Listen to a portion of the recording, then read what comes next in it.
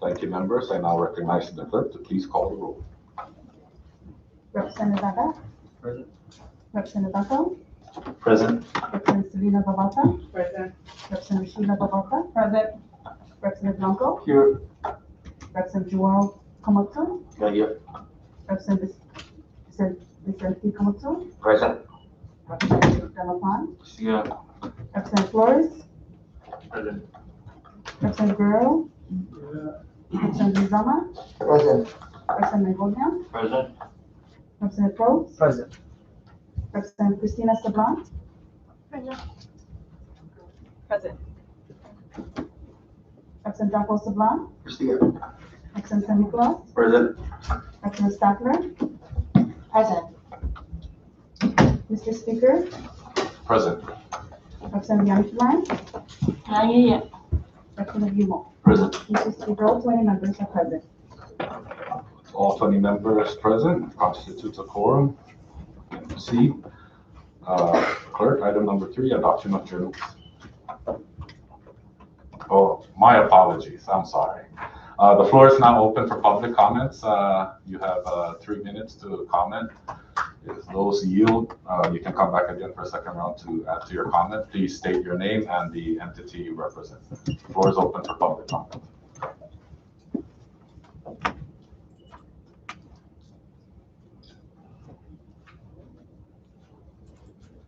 Good morning, Mr. Speaker, and our honorable member of the 22nd Legislature. My name is Manny Pangilinan, and I'm the Director for the Division of Fish and Wildlife. Thank you for the opportunity to comment on our joint Resolution 20. The Department of Lands and Natural Resources and the Division of Fish and Wildlife support the intent and purposes of this joint resolution. The Division of Fish and Wildlife believes that the NOAA National Marine Fisheries Science Center did a poor job in putting together the proposed coral critical habitat before us. Key agencies such as the Division of Fish and Wildlife were not engaged to be part of the decision-making process in the designation of the critical habitat. The critical habitat map that were prepared to show us where the critical habitat lies is done in an overzealous manner, which does not consider to exclude areas such as substrates, sand cover, seagrass, managed areas, and others. We believe that the best available science is loosely used to justify the means to an end in getting coral critical habitat proposal through. While the Division of Fish and Wildlife believes that there is a need to provide conservation measures for coral habitat to ensure its survival and sustainability, we believe that this process should be approached with the best management practice. There are already many laws and regulations in books that provide for the protection and conservation of the coral and its habitat. To act in such an age without giving everyone the opportunity to review the 5-year status review and contemplate what will be the appropriate approach in designating critical habitat will be counterproductive for the coral and its habitat in the long haul. Due to the time limitation, I want to thank you for giving us the opportunity to comment on our joint Resolution 22, and we hope that you consider supporting this joint resolution. Thank you, Mr. Speaker, an honorable member of 22nd Legislature. Thank you, Mr. Pangilinan. If you have a written testimony, please submit it. Floor is still open for any more public comments. Again, please state your name and the entity you represent. Thank you. Good morning,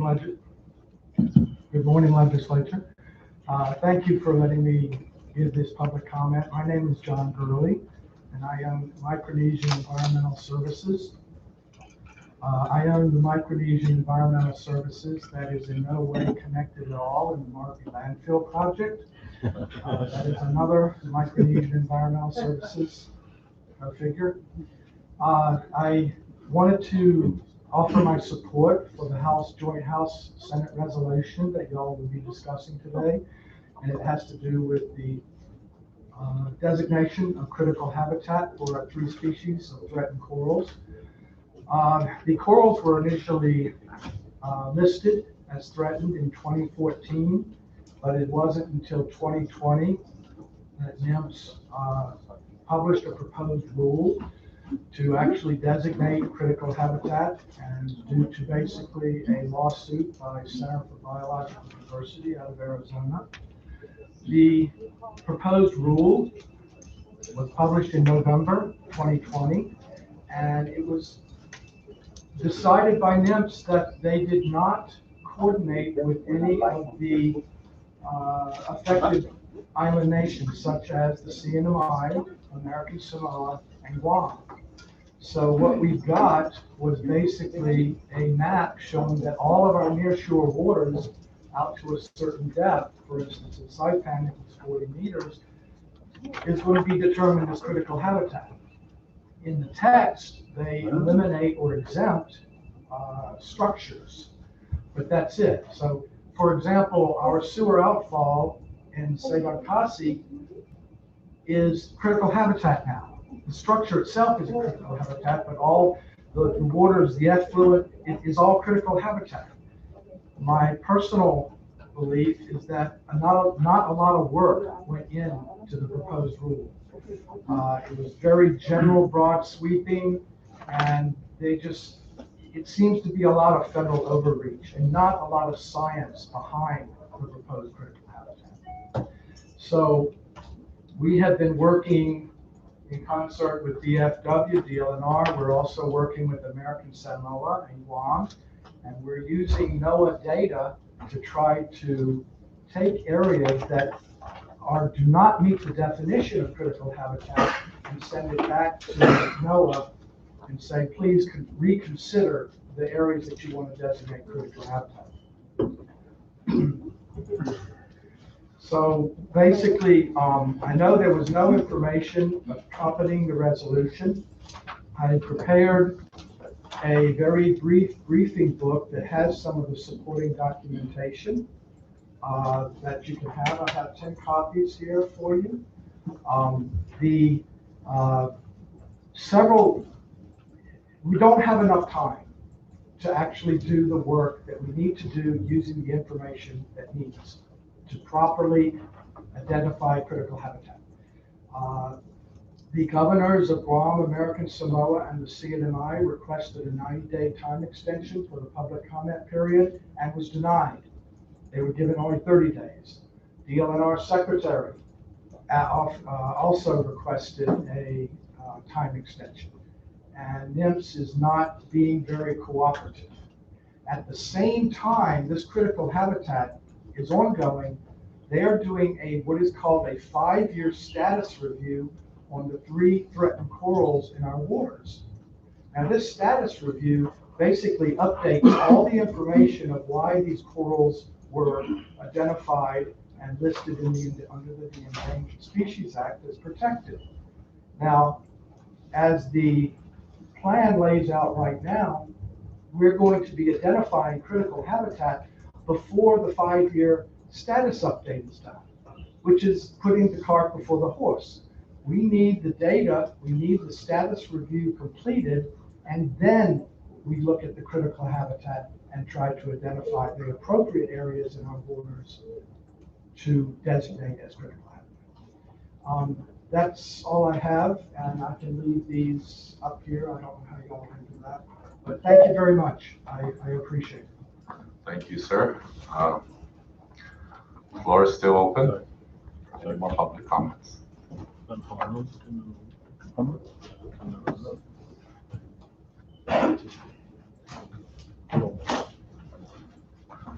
All right, with no member of the community coming up for public comments, we'll now move to the next item of the agenda, adoption of journals. Clerk? Mr. Speaker, under item 3, adoption of journals, we have one item, second day first regular session journal dated February 19, 2021. Thank you, Clerk, and I'll recognize the floor leader for the proper motion. Thank you, Mr. Speaker. I now offer a motion to adopt the second day, first regular session journal dated February 19, 2021. So moved. Thank you, Mr. Floor Leader. Motion has been made for the adoption of journal and has been seconded. Discussion. All right, with no discussion, we'll move to the motion. All in favor to adopt second day, first regular session journal, February 19, 2021, please say aye. Aye. All opposed, please say nay. The ayes have it. Journal has been adopted. We now move to item 4, introduction of bills, and I now recognize Representative Lee Pong. Thank you, Mr. Speaker. This is to officially introduce House Bill number 22-24 to adopt the state model language for implementation of Public Law 110-289, Title 5, Safe Mortgage Licensing Act, introduced by myself and welcome other members. Thank you, Mr. Speaker. Thank you, Representative Guerrero. House Bill 22-24 will be referred to the Committee on Commerce and Tourism. I now recognize Representative Ivan Blanco. Thank you very much, Mr. Speaker. Pleased to be introducing House Bill number 22-25 to provide relief to CNMI taxpayers affected by disasters by allowing relief from penalties and interest on unpaid taxes and for other purposes, introduced and co-sponsored by several others. I continue to welcome others to join. Thank you, Mr. Speaker. Thank you, Representative Blanco. 22-25 will be referred to the Committee of Ways and Means. I now recognize the Vice Speaker, Rev. Blas Jonathan Antala. Thank you, Mr. Speaker. Officially introducing House Bill number 22-26, titled to amend 3 CMC, subsection 2204E, to remove the limitation of terms for members to serve on the Healthcare Professionals Licensing Board and for other purposes, introduced by myself and several others, and I welcome any other member to co-sponsor. Thank you, Mr. Speaker. Thank you, Vice Speaker. House Bill 22-26 will be referred to the Committee on Health and Welfare. I now recognize Representative John Paul Sablan.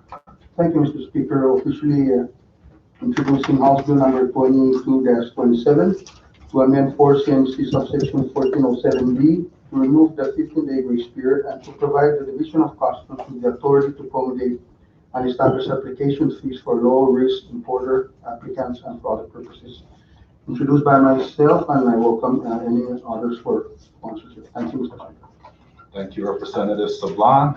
House Bill 22-27 will be referred to the Committee on Ways and Means.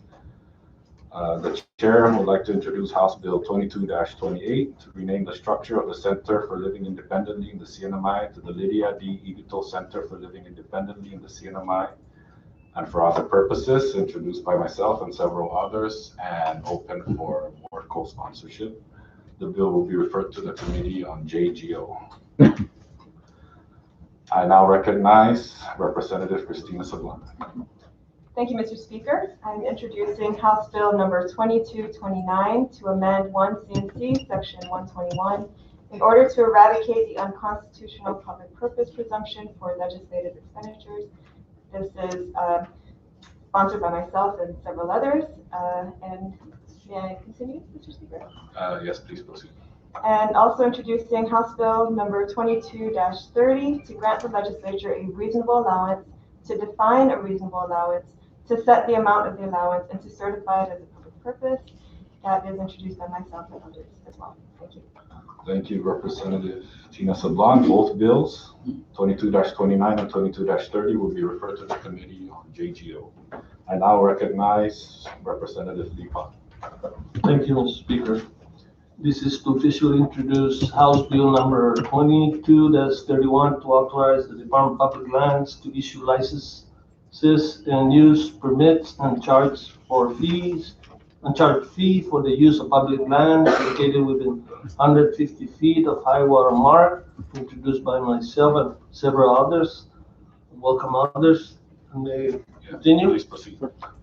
House Bill 22-30 2, to amend the Liquor Control Act to prohibit the possession of glass containers while on public beaches and for other purposes, introduced by myself and several others, and welcome other members to co-author. Thank you, Mr. Speaker. Thank you, Representative Lee-Pan. Both bills will be referred to the Committee on Natural Resources. I now recognize Representative Donald Manning. Thank you, Mr. Speaker.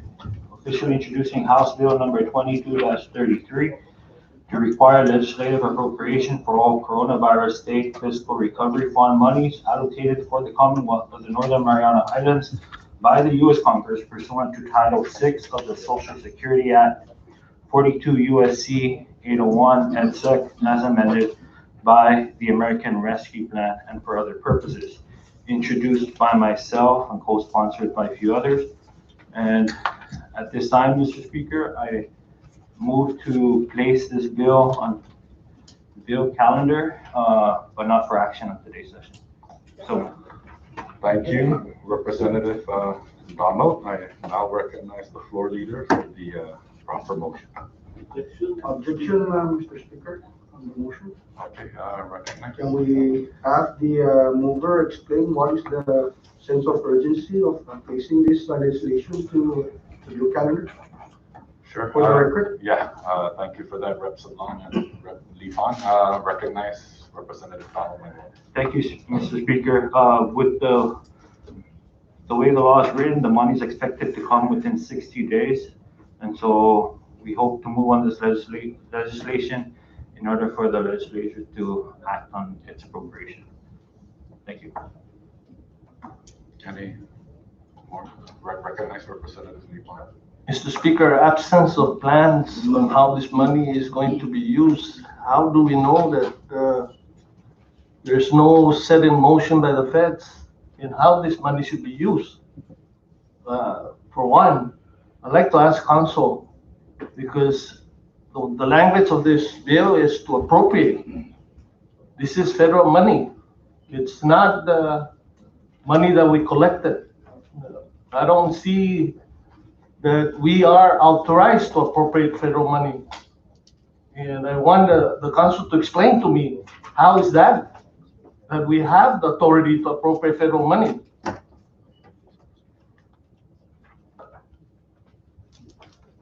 Council.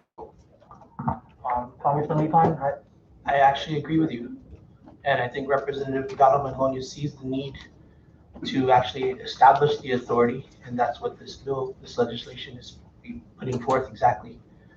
Until this bill passes into law, there is no prohibition or enabling legislation. The law is silent on whether or not $515 million will see legislative approval or disapproval. So that's why this legislation is being put on the table. But do we have assurance from the federal that we can do this? That's what I'm trying to allude. I mean, I want something in black and white that the federal is saying, yes, Cinema, you can appropriate this funding. We haven't seen this money. We haven't seen the guidelines. I want to see the guidelines.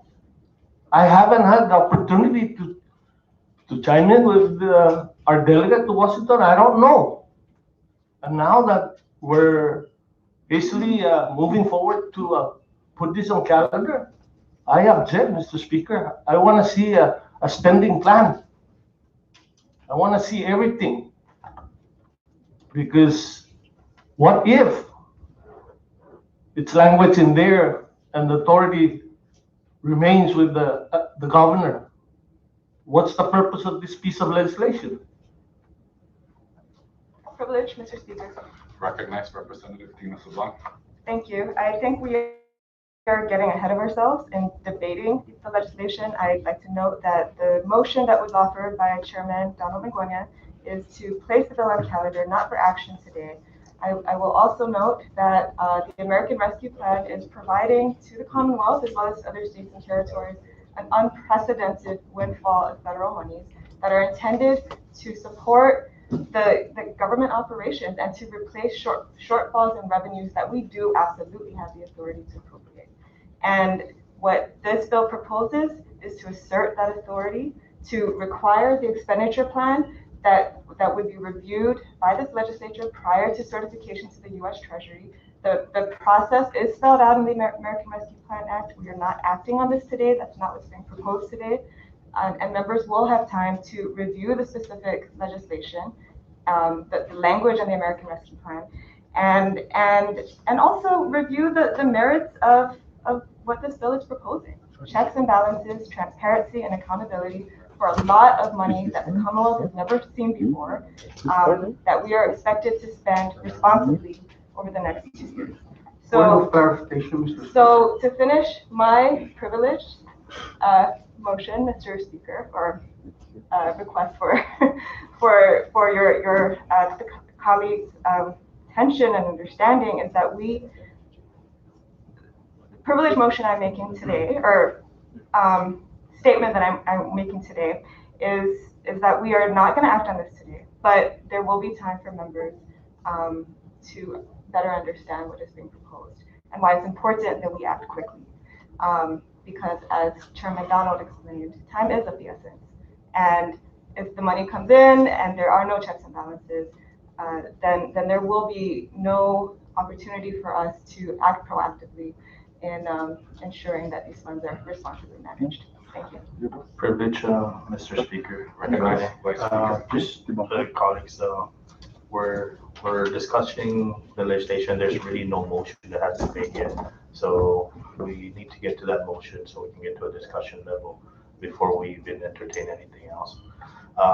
Rep. Donald Maglonia has no authority in the rules to make a motion to place on calendars, the floor leader himself. So absent that motion, there's no discussion on the legislation. So with that, thank you, members. Thank you, Mr. Speaker. Thank you, Vice Speaker. Representative John Paul Sabon, your point of clarification. That was the point of clarification. I mean, there's got to be a proper motion from the floor leader's authority, and then we get into a deeper debate on that. Thank you. Okay, I recognize the floor leader for the proper motion. Thank you, Mr. Speaker. And obviously there's a lot of concerns. And with that, I'm going to offer a rule to suspend Rule 9, Section 8, referral bills and resolution to place House Bill 22-33 on bill calendar. So moved. A motion has been made by the floor leader and has been seconded. Discussion or any more discussion? Ready? Recognize Representative Angel Delapan. Thank you, Mr. Speaker. And obviously there were some statements made out of order, but now that we're back in order, I appreciate the feedback that we've received from our colleagues here. And one of the comments is that time is of the essence, but there is 60 days approximately before these funds come to the CNMI. So there is some time to refer this bill to committee like we did 32 other bills before this. I believe the committee has ample time within a 60-day window to educate the public and most of all educate ourselves, the members, before we vote on this legislation. There are probably potentially advantages and disadvantages, and I think we need to hear it. And I recognize that the motion is to place it on calendar, not to act on it today. But that just means we'll act on it on the next legislative day. And I don't think that between now and the next legislative day, the money will come in. I don't think that we should shortchange the time period for us to discuss this bill thoroughly. This is a significant bill. It's not just one of the other 32 bills. The impact is big. We're going to see money that we've never seen before come at one time. And I think that the members, as much as the public, deserve that this bill be thoroughly reviewed in committee, as is stated in our rules, without suspending the rule. Thank you very much. Recognize, thank you, Representative Delapan. I recognize Representative Ivan Blanco. Thank you very much, Mr. Speaker. I understand we will be entertaining this bill next Friday, so that does not give the public or any other members ample time to review the merits of the bill. In fact, we don't know if this bill might actually restrict our use of the recovery funds. the feds are more flexible and then we become more restrictive, I think we would be shooting ourselves in the foot. So, Mr. Speaker and members, may I respectfully offer subsidiary that we send this to committee? So move, Mr. Speaker. Thank you, Representative Blanco. A subsidiary motion has been made and seconded. Discussion. Can we get a roll call here? Can we request for a roll call? Subsidiary motion? Short recess real quick.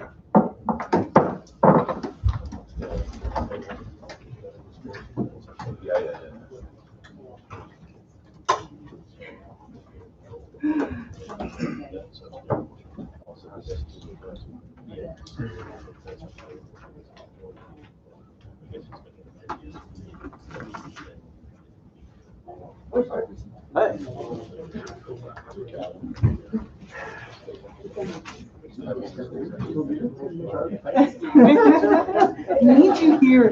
Need you to stop. Talking to my wife, because my mother wants to have absurd. Pandemonium.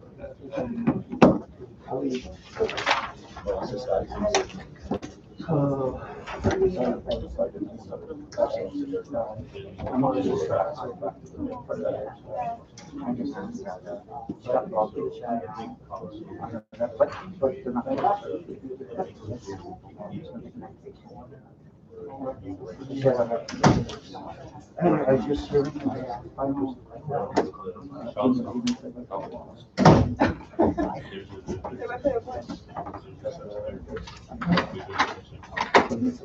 Oh, no, we're gonna be.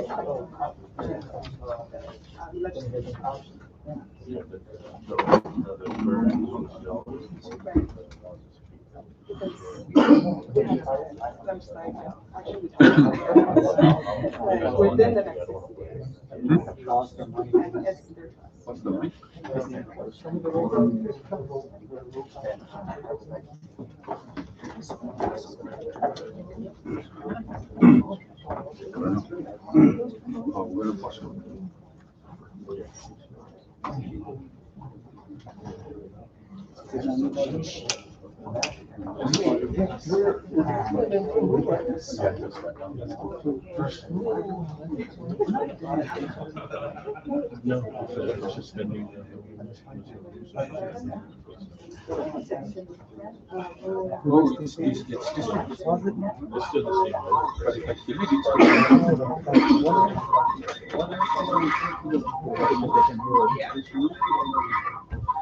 That's when